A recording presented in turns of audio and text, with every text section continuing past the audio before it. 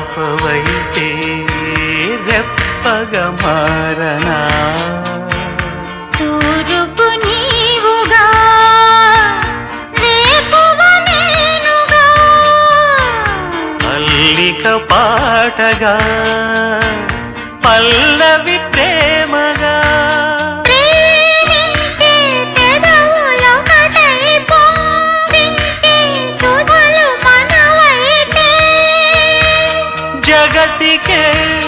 అతిథులే జననమౌదిన ప్రేమ జంటకి ఓం నమః